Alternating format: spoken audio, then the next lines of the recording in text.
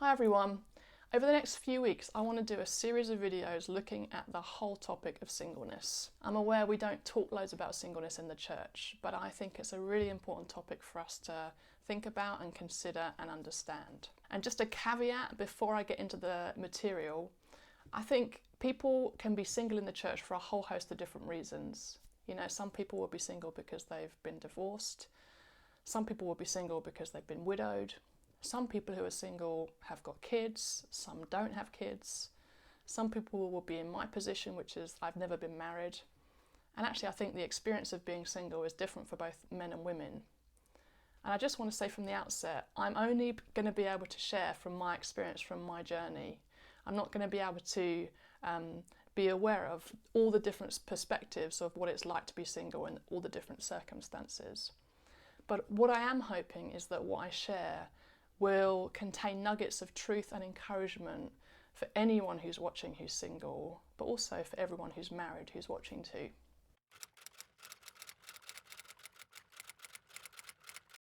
And so I want to start by just focusing in on this phrase we sometimes hear talked about around singleness, and that's this gift of singleness.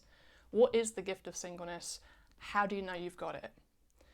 And when I've heard that term used over the years, it's been talked about as if it's this elusive superpower that's given to only a very few special people who've got the grace to endure what must be a very challenging life of being single. I've had people ask me over the years, do you think you've got the gift of singleness?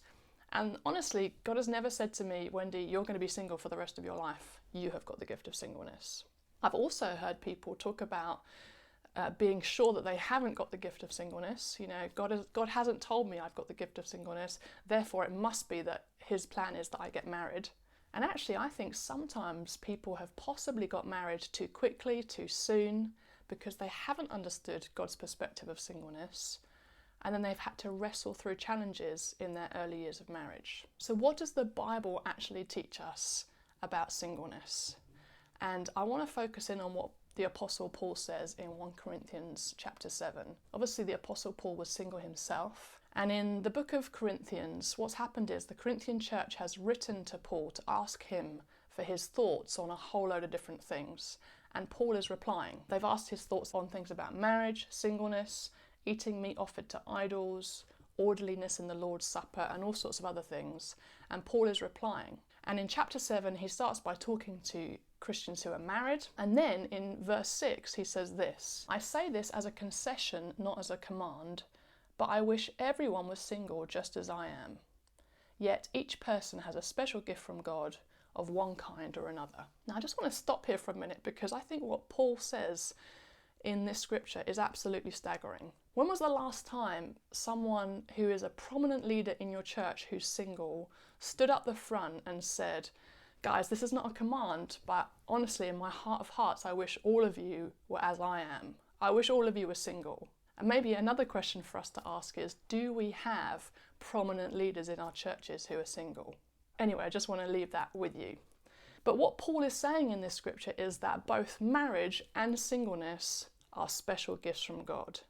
He says, I wish all of you were like I am. I wish all of you were single, but each person has a special gift from God of one kind or another. Both marriage and singleness are special gifts from God of equal value to him. And here are my thoughts around the whole gift of singleness thing. I think all the time you're single, you've got the gift of singleness. When you get married, you get the gift of marriage. You know, as I've already said, God has not said to me, Wendy, you're going to be single for the rest of your life, therefore you have the elusive gift of singleness. Here's my conviction. All the time I'm single, I have the gift of singleness. It is a special gift from God to bless me and for my good. If in the future I get married, then I will get the gift of marriage, and it will be a special gift from God to bless me. Both marriage and singleness are equal gifts in the sight of God. They're both special gifts. And when you understand that as a single person, it's incredibly liberating. I just want to ask you, are you seeing singleness as God sees it? Are you seeing singleness from his perspective? And are you communicating to those people around you the truth that singleness and marriage are both special gifts from God of equal value to Him.